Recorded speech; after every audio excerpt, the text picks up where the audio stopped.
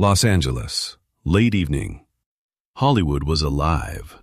Camera flashes exploded outside restaurants. Expensive cars moved slowly through streets lined with neon lights. Actors, producers, directors, and celebrities disappeared behind guarded doors, while thousands of people dreamed of living the lives they saw on the screen. And somewhere inside that world was a man who seemed to have everything: fame, money, respect, power.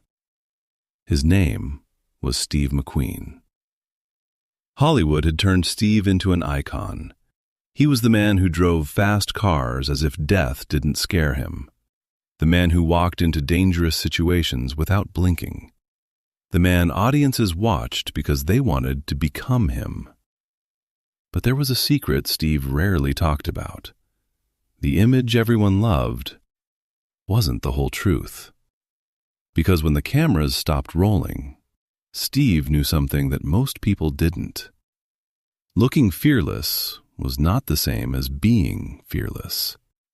And looking strong was not the same as possessing real control. That difference had begun to bother him, deeply. Steve wanted something Hollywood couldn't give him. He didn't want another movie role.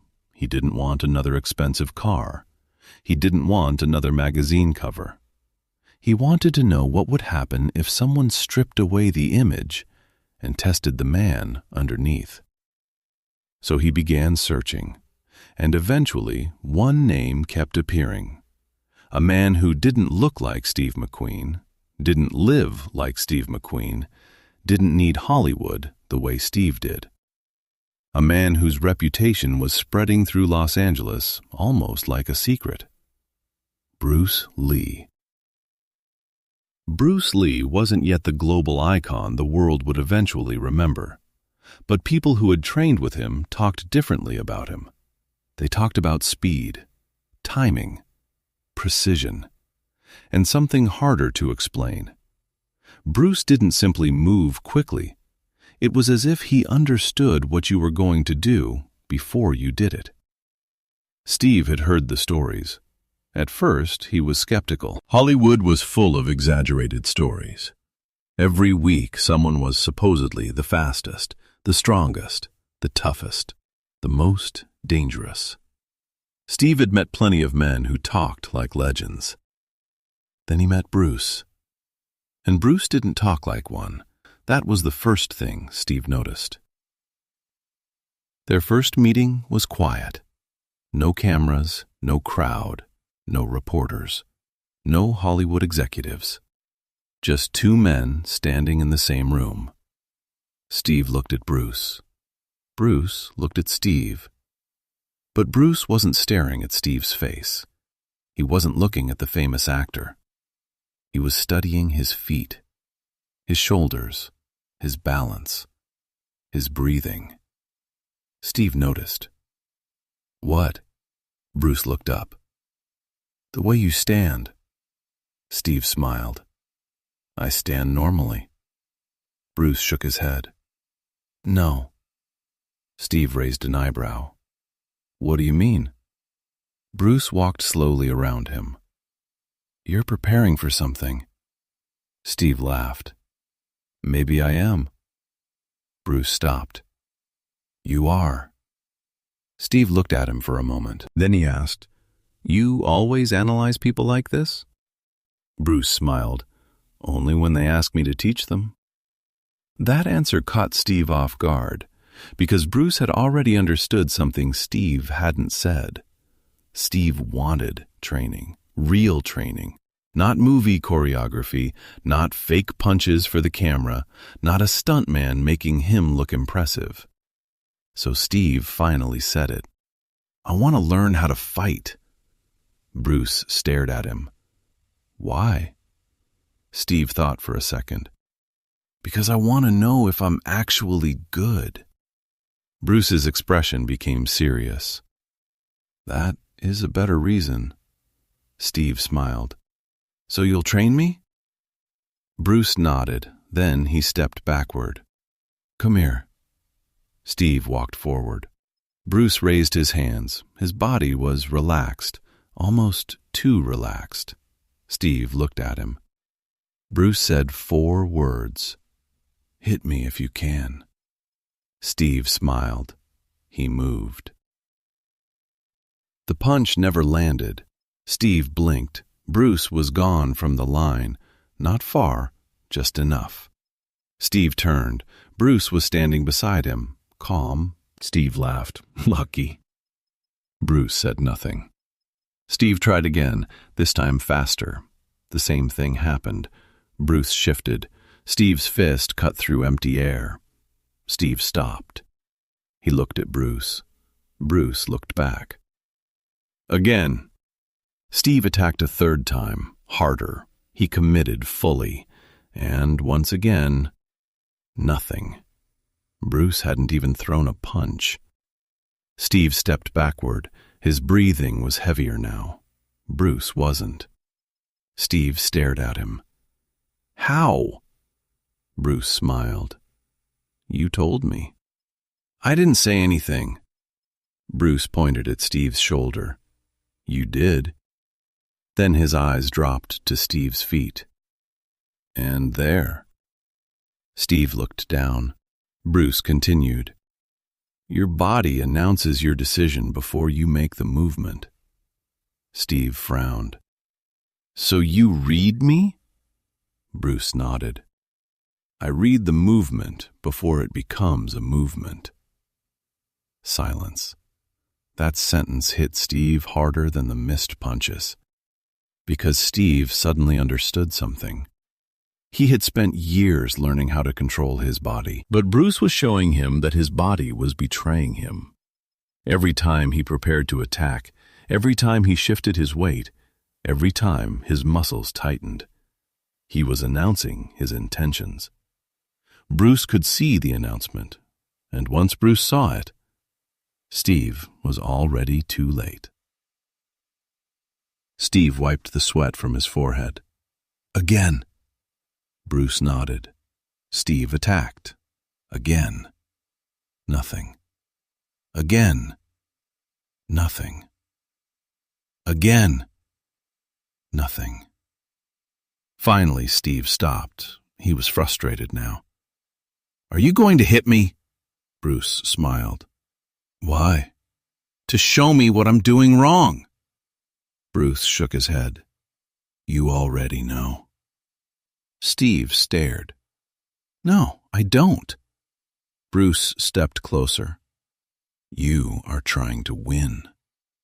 Steve frowned. "Isn't that the point?" Bruce's voice became quiet. "No." A pause. "The point is to understand." Steve didn't answer. Bruce continued. "You are using force to solve every problem." Steve looked at his hands. Bruce pointed toward them. "Strength is useful." Then he pointed toward Steve's head. "But strength without understanding becomes a trap." Steve looked back at him. Bruce said, "You don't need to become stronger." Steve waited. "You need to become harder to predict." That sentence stayed with him. The next training session began differently. Steve arrived early. Bruce was already there. Steve walked into the room. Bruce looked at him. "You're early." "I couldn't sleep." Bruce smiled. "Why?" Steve didn't answer immediately. Then, "I kept thinking about yesterday." Bruce nodded. "Good." Steve looked confused. "Good?" "If you were comfortable, you wouldn't learn." Steve smiled. "So you're saying frustration is part of the lesson?" Bruce answered, "Sometimes frustration is the lesson." Steve laughed. Then he took his position. Bruce looked at him. "Relax." Steve loosened his shoulders. "More." Steve relaxed again. "More." Steve sighed. "How relaxed do you want me?" Bruce smiled. "Until you stop trying to look like a fighter." Steve froze. Bruce had done it again. He had found the thing underneath the technique. Steve wasn't simply trying to fight. He was trying to look like someone who could fight. And Bruce could see the difference. Training continued, day after day. Steve wanted speed. Bruce taught him timing. Steve wanted power. Bruce taught him efficiency. Steve wanted techniques. Bruce taught him principles. Every time Steve tried to memorize a movement, Bruce changed the situation. Every time Steve expected one answer, Bruce gave him another. Steve became frustrated. "Why do you keep changing things?" Bruce smiled. "Because your opponent won't follow your plan." Steve stopped. Bruce continued. "You want certainty." "Yes." "There is no certainty." Steve looked at him. "Then what do I learn?" Bruce answered immediately. How to adapt. One afternoon, Steve decided he had finally figured Bruce out. He watched him carefully.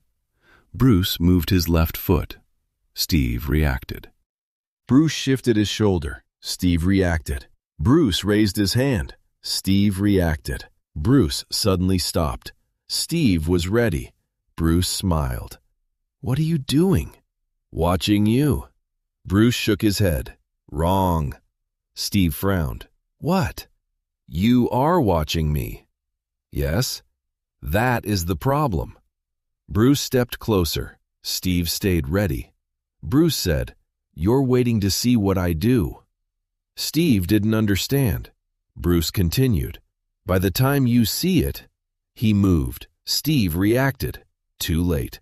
Bruce stopped inches away. Steve stared at him. Bruce finished the sentence. "You've already lost time." Steve lowered his hands. "So what am I supposed to watch?" Bruce looked into his eyes. "The situation." Steve was silent. Bruce pointed around the room. "Your position, then my position, then the distance, then the timing." He paused. "Don't wait for the answer." Steve finally understood.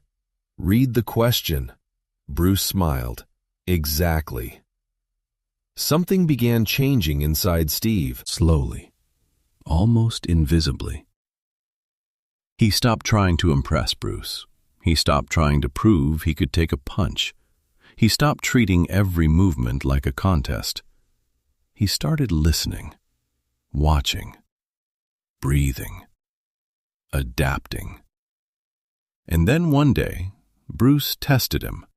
No warning, no explanation. Bruce stepped forward. Steve moved. Bruce changed direction. Steve adjusted. Bruce stopped. Steve stopped. For one brief moment, neither man moved. Bruce looked at Steve. There was no smile, no joke, just a quiet nod. Better. One word, but Steve knew what it meant. For the first time, Bruce wasn't correcting him. He was acknowledging him. Steve smiled. Then Bruce added, "Don't get comfortable." Steve laughed. "Why?" Bruce answered, "Because the moment you think you've mastered it, you've stopped learning." Steve nodded. He understood. At least, he thought he did. The training eventually became something more than training. They talked. After the physical work was finished, the two men would sit and discuss life.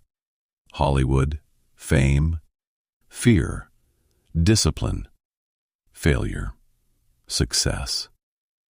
Steve told Bruce about the strange world of movie stardom, a world where everyone smiled at you, and sometimes nobody told you the truth. Bruce understood, perhaps better than Steve expected, because Bruce was building his own path in an industry that didn't always know what to do with him. Two men, two different worlds, one connection. Neither wanted to be trapped inside someone else's definition of who they were supposed to become. Steve admired Bruce's discipline. Bruce respected Steve's willingness to learn. And somewhere between the punches and conversations, a friendship was forming. But Steve still had one question he had been afraid to ask. One evening, after training, Steve sat quietly. Bruce was packing up. Steve finally spoke. "Can I ask you something?" Bruce looked over. "Sure." "Why don't you treat me differently?" Bruce paused. "Differently how?" Steve laughed. "You know what I mean." Bruce didn't answer. Steve continued. "I'm supposed to be one of the biggest stars in Hollywood." Bruce smiled. "I know." "You don't care?" Bruce shook his head. "Should I?" Steve laughed. "Most people do." Bruce looked at him. Then he said something Steve would never forget. "I don't train Steve McQueen." Steve looked confused. Bruce continued. "I train the man standing in front of me." Silence. Steve looked away. Because that was the difference. Everyone else saw the star. Bruce saw Steve. Not the image, not the legend, not the character. The man. And perhaps that was exactly why Steve trusted him. The sun had already disappeared outside. The room was nearly dark. Steve stood up. Before leaving, he looked back at Bruce. "One more thing." Bruce turned. "What?" Steve smiled. "Tomorrow," a pause, "I'm going to hit you." Bruce laughed. "Tomorrow?" Steve nodded. "Tomorrow." Bruce looked at him. "Come early." Steve walked toward the door. Then Bruce added, "And Steve?" Steve turned. Bruce smiled. "Don't try to hit me." Steve frowned. "Why not?" Bruce's answer was quiet, because it wasn't really about the punch. "Try to understand me." Steve stood there. For several seconds he said nothing. Then he nodded and walked out. He didn't know it yet, but that sentence would become one of the most important lessons of his life. Because Bruce Lee wasn't preparing Steve for a fight. He was preparing him for something far more difficult. A life where the rules could change without warning. A life where fame couldn't protect you. A life where strength couldn't answer every question. And eventually, a day would come when Steve would need everything Bruce had taught him. A day when there would be no training session, no laughter, no correction, no voice telling him to relax, no Bruce standing across the room, only silence. Because the man who had taught Steve McQueen that real strength wasn't about overpowering someone would one day disappear from his life. And when that happened, Steve would finally understand the true meaning of Bruce's first lesson. Some people teach you how to fight. The rare ones teach you how to live. And Bruce Lee was about to become one of those people. Los Angeles, the next morning. Steve McQueen arrived before Bruce. For the first time, he wasn't there to prove anything. He wasn't there to show how tough he was. He wasn't there to make Bruce Lee impressed. He was there because something had changed. The previous night, one sentence had followed him home. "Don't try to hit me. Try to understand me." Steve had repeated those words in his head while driving through the dark streets of Los Angeles. He had repeated them while sitting alone, and even when he finally went to sleep, the sentence was still there. Because Steve was beginning to realize something uncomfortable. He had spent much of his life trying to win the race, win the scene, win the argument, win the fight, win the audience. But Bruce was teaching him something completely different. Sometimes, winning began with stopping the need to win. Bruce walked into the room. Steve was already waiting. Bruce looked at him. "You're early again." Steve smiled. "I told you I was going to hit you." Bruce laughed. "Did you?" Steve nodded. Bruce put his bag down. "Then show me." Steve took his position, but this time he didn't move. Bruce waited. Steve waited. Seconds passed. Bruce raised an eyebrow. "What happened?" Steve smiled. "I'm trying to understand." Bruce's expression changed, just slightly. That was the answer he had been waiting for. "Good." Bruce stepped forward. Steve didn't attack. Bruce moved again. Steve adjusted his position. Bruce suddenly changed direction. Steve followed. Bruce stopped. Steve stopped. Bruce smiled. "Better." Steve breathed out. For the first time, he wasn't chasing Bruce. He was reading the space between them, the distance, the balance, the timing, the intention. And suddenly, the training felt different. Bruce raised his hand. "Attack!" Steve moved. Bruce shifted. Steve changed direction. Bruce moved again. Steve followed. Then Bruce suddenly stepped directly toward him. Steve reacted instinctively. His body moved before his mind could interfere. Bruce stopped. Steve froze. Neither man spoke. Bruce slowly lowered his hands. "That," Steve looked at him. "What?" "That was real." Steve smiled. "I didn't think." Bruce nodded. "Exactly."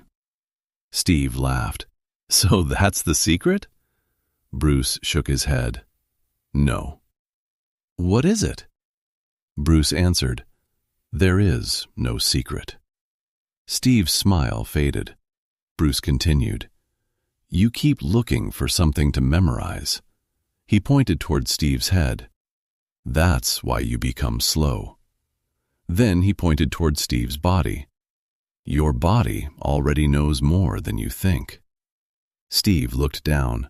Bruce said, "Stop forcing it." That lesson became the foundation of their training. Bruce started making everything harder. He would create situations Steve couldn't predict. He would change rhythm, distance, direction, speed. Sometimes Bruce moved quickly, sometimes slowly. Sometimes he did nothing, and Steve learned that doing nothing could be just as powerful as attacking. One afternoon, Steve became frustrated. Bruce had barely moved for several minutes. Steve finally said, "Are you going to do something?" Bruce smiled. "I already am." Steve looked around. "What?" Bruce pointed at him. "I'm making you impatient." Steve stopped. Bruce laughed. "You see?" Steve shook his head. "You're messing with me." "Yes." "Why?" "Because impatience makes you predictable." Steve stared at him. Bruce continued, "If someone can control your emotions, they can control your decisions." Steve became quiet. That lesson went far beyond martial arts. He thought about movie sets, arguments, business, fame, people trying to provoke him, people trying to manipulate him, people who wanted something from him. Bruce wasn't just teaching Steve how to survive a fight. He was teaching him how not to lose control of himself. As the weeks passed, Steve began changing outside the training room too. People noticed. On movie sets, he became calmer. When something went wrong, he didn't immediately react. When someone challenged him, he listened first. When a stunt didn't work, he didn't let frustration take over. His friends noticed. "You've changed." Steve would smile. "Maybe." But he never explained everything. Because some lessons were difficult to explain. You had to experience them. One afternoon, Steve and Bruce were sitting after training. Steve was exhausted. Bruce looked completely relaxed. Steve laughed. "You ever get tired?" Bruce smiled. "Of course." "You don't look tired." "That doesn't mean I'm not." Steve looked at him. "What's the difference?" Bruce answered, "Pain is information. It isn't always a command." Steve became quiet. Bruce continued, "Your body tells you something. You listen, but you decide what to do with it." Steve nodded slowly. Another lesson. Another sentence. Another piece of Bruce's philosophy entering his mind. Steve looked at Bruce. "You ever write these things down?" Bruce laughed. "No." "Why?" "Because if I write everything down, you'll memorize my words." Steve smiled. "And?" Bruce looked directly at him. "I want you to understand them." Their friendship grew. They talked about movies. Bruce asked Steve about acting. Steve asked Bruce about martial arts. Steve wanted to know why Bruce cared so much about movement. Bruce explained that movement revealed personality, how someone stood, how they walked, how they reacted under pressure, how they handled fear. Steve found it fascinating. He began watching people differently, not judging them, observing them, and he began to notice something. Most people tried very hard to look confident. Bruce never did. He simply was. One evening, Steve asked Bruce a difficult question. "Do you think Hollywood changes people?" Bruce looked at him. "Yes." "How?" "It teaches them to perform." Steve laughed. "That's what actors do." Bruce nodded. "Exactly." Then he became serious. "But if you perform long enough," he paused, "you can forget who you are when the performance ends." Steve looked away. The words hit close, very close, because Steve knew exactly what Bruce meant. The public knew Steve McQueen, but how many people knew the man behind that name? Bruce continued, "Fame can become another costume." Steve looked back at him. "And how do you take it off?" Bruce smiled. "By finding people who don't care about the costume." Steve didn't say anything. He didn't need to. They both knew what Bruce meant. Then came the day Steve decided to test himself. He had been learning for months. He had improved. His movements were cleaner. His reactions were faster. His balance was better. And somewhere inside, a small part of Steve began thinking, "Maybe I'm finally ready." He walked into the training room with confidence. Bruce noticed immediately. "You're feeling good today." Steve smiled. "I think I figured you out." Bruce raised an eyebrow. "Have you?" "I think so." Bruce laughed softly. "That's dangerous." Steve stepped forward. "Let's find out." Bruce nodded. "Okay." They took their positions. Steve moved first. Bruce shifted. Steve followed. Bruce changed direction. Steve adjusted. Then Steve suddenly accelerated. For a moment, he thought he had Bruce. He stepped forward. His hand moved. And then, Bruce was behind him.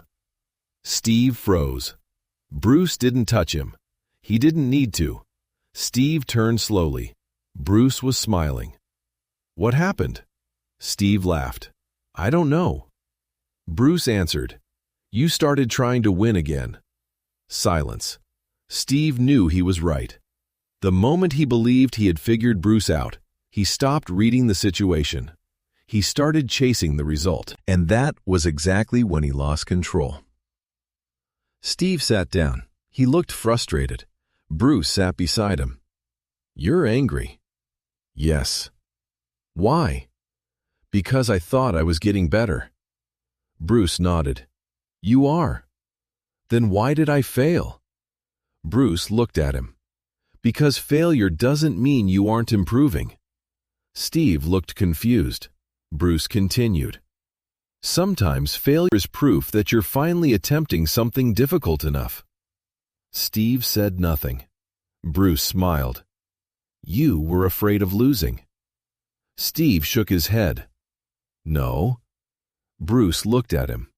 Yes. Steve finally admitted it. Maybe. Bruce nodded. Good. Steve laughed. You like saying that. When you're honest, yes. That conversation changed something. Steve stopped treating mistakes as humiliation. He began treating them as information. If he reacted too early, he studied why. If he became tense, he noticed it.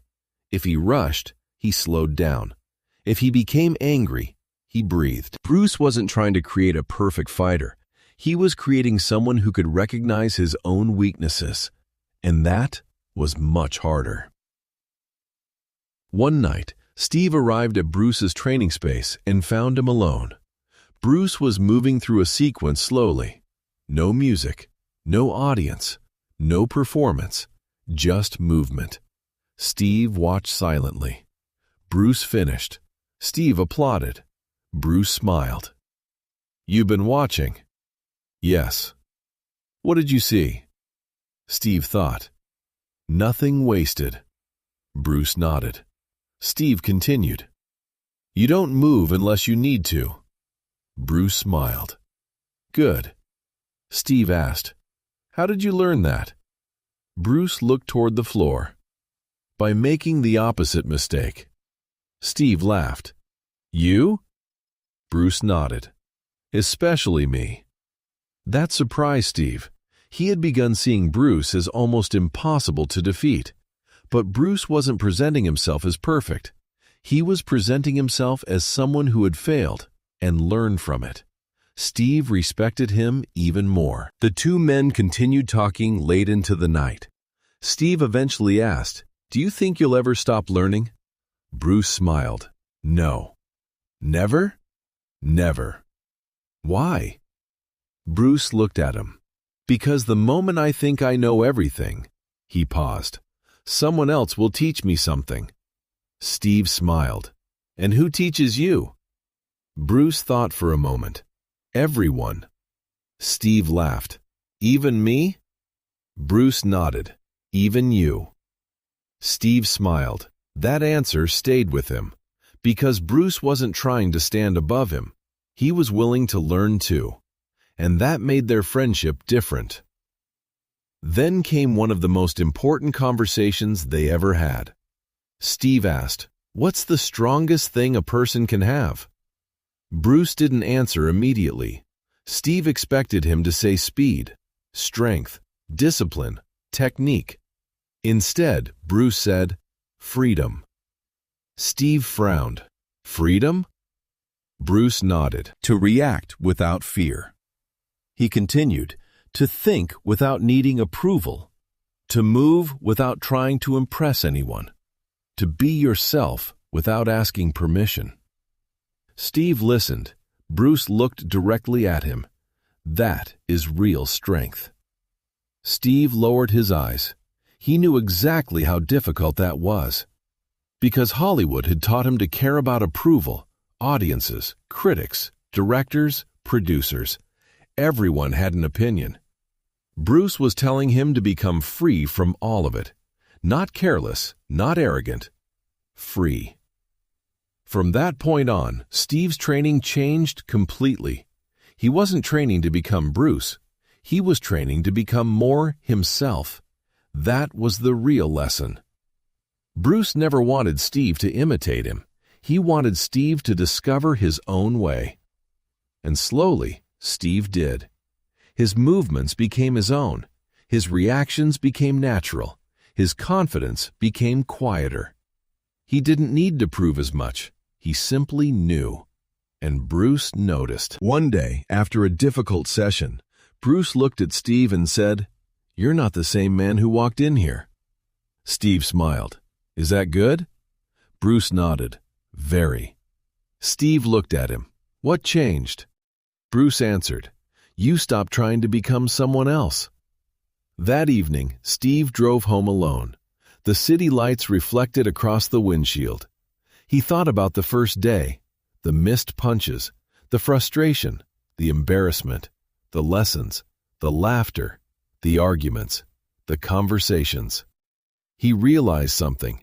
He had originally come to Bruce because he wanted to learn how to fight, but somewhere along the way, he had learned something much more dangerous. He had learned how to question himself.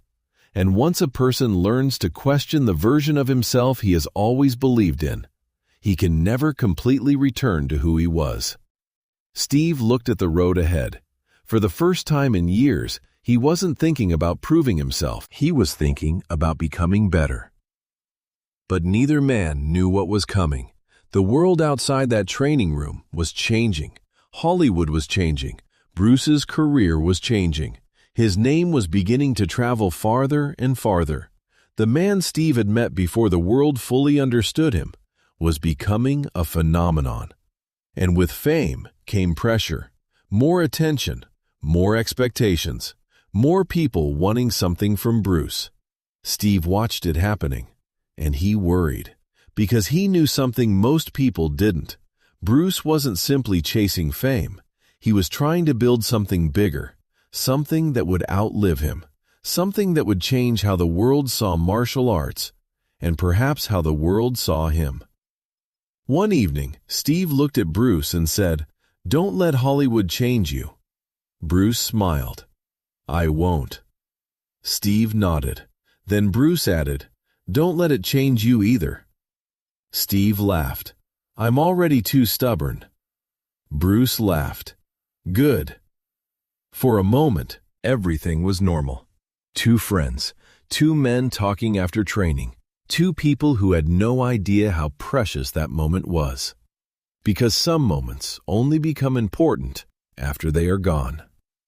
Years later, Steve would remember that room, the smell of sweat, the sound of footsteps, Bruce's voice, the jokes, the arguments, the silence. But most of all, he would remember the man.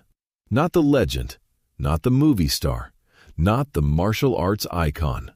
Just Bruce, his friend, his teacher, the man who had looked at Steve McQueen and somehow managed to see past everything the world thought it knew about him. Steve didn't know it yet, but the greatest lesson was still waiting, and it wouldn't come from a punch. It wouldn't come from a training session. It wouldn't even come from Bruce's words. It would come from a phone call that would make Steve realize that the man who had taught him how to remain calm in chaos could no longer be reached. The day was coming. The room would become silent. The training would stop. And Steve would finally have to face the one thing Bruce had been teaching him all along. How do you keep moving when the person who taught you how to move is no longer there? Los Angeles, summer of 1973. The city was still moving.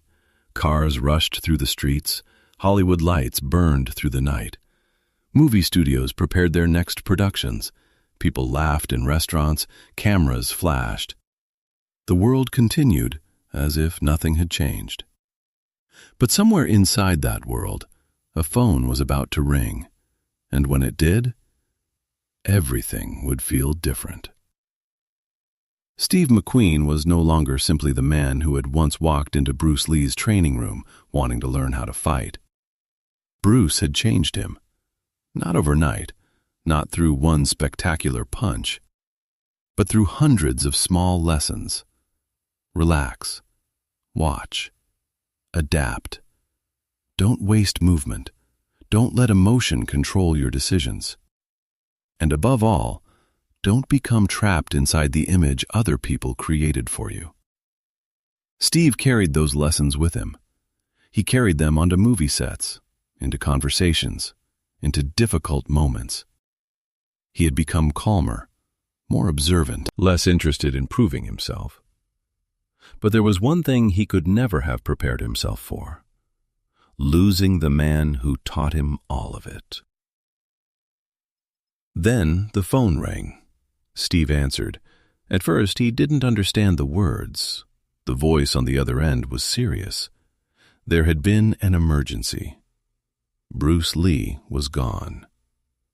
For a moment, Steve said nothing. The room around him seemed to disappear. The sound of the city faded. The noise of Hollywood disappeared. There was only silence. Steve had heard Bruce talk about danger. He had seen him train. He had watched him push his body beyond what most people thought possible. But somewhere inside, Steve had always believed Bruce would simply keep going. Because Bruce seemed impossible to stop, impossible to slow down, impossible to imagine without movement. And now, there was no movement, only absence. Steve sat quietly. His mind went backward, to the first meeting, to the first punch, to Bruce disappearing from his line, to the words, "You told me what you were going to do." Then another memory, Bruce saying, "Don't try to hit me, try to understand me." Steve closed his eyes.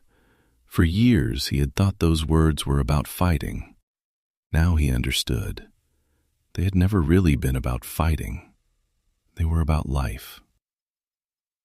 Steve remembered the first time Bruce told him that strength wasn't the same thing as control. He remembered how frustrated he had been, how badly he wanted to prove himself, how Bruce refused to be impressed, how Bruce never treated him like a Hollywood king. That was what made Bruce different. Steve had spent years surrounded by people who knew his name.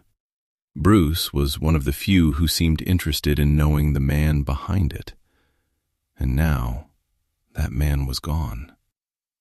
Steve didn't know what to do with the grief. There was no training exercise for this, no technique, no strategy, no movement that could solve it. Bruce had taught him how to react when the unexpected happened. But this was different. This wasn't a problem to solve. It was a loss to carry. Steve eventually returned to the place where they had trained. The room was quiet, almost painfully quiet. No footsteps, no laughter, no voice saying, "Relax." Steve walked slowly across the floor. He stopped where Bruce had once stood. He looked down. For a moment, he could almost hear him. Again. Steve smiled faintly. Then his eyes filled with emotion, because Bruce had always demanded another attempt, another movement, another lesson, another day. Steve whispered, "I came here to learn how to fight." His voice broke slightly. "But you taught me something else." He looked around the empty room. "You taught me how to live." The world outside was already turning Bruce Lee into a legend. Newspapers wrote about him. Fans mourned him. Hollywood talked about the extraordinary talent that had disappeared far too soon. But Steve remembered something different. He remembered Bruce laughing. He remembered him making jokes. He remembered his stubbornness, his discipline, his energy, his refusal to accept limitations. Steve didn't want to remember Bruce only as a famous martial artist. He wanted to remember the person, the friend, the teacher. The man who could spend hours explaining one tiny movement and then spend another hour talking about life. Bruce had once told Steve something that seemed almost insignificant at the time. He had said, "Don't try to become Bruce Lee." Steve had laughed. "I wasn't planning to." Bruce smiled. "Good." Then he added, "Become Steve." Those words came back now, and Steve finally understood them. Bruce had never wanted followers who simply copied his movements. He wanted people to think, to question, to adapt, to discover their own path. That was the real legacy. Not imitation, transformation. Steve returned to work. The cameras started rolling again. The movie business continued. The world still expected Steve McQueen to be Steve McQueen, the fearless man, the cool man, the man who could walk into danger without hesitation. But something inside him had changed forever. He still drove fast. He still acted. He still carried the confidence audiences loved. But now there was something quieter underneath it. Perspective. He knew that fame could disappear. Strength could disappear. Life could change in a single moment. So he stopped wasting energy trying to prove things that no longer mattered. He listened more. He observed more. He valued the people around him more. And when difficult situations came, he remembered Bruce. Not as a ghost, not as a legend, but as a voice, a lesson, a way of seeing the world. Years passed. Bruce's influence grew. People everywhere began studying his philosophy. His films reached audiences far beyond what anyone had imagined. His movements were copied. His quotes were repeated. His name became immortal. But Steve understood something about Bruce that many others never would. The most powerful thing Bruce had given him wasn't a technique. It wasn't speed. It wasn't strength. It wasn't even confidence. It was the ability to look at himself honestly, to recognize fear, to recognize ego, to recognize impatience, to recognize the need for approval, and then to let those things go. One evening, Steve sat alone. The room was quiet. He thought about how much had changed. He thought about the young man who had first walked into Bruce's training space.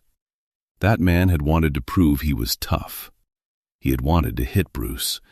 He had wanted to win. But the man sitting there years later understood something completely different.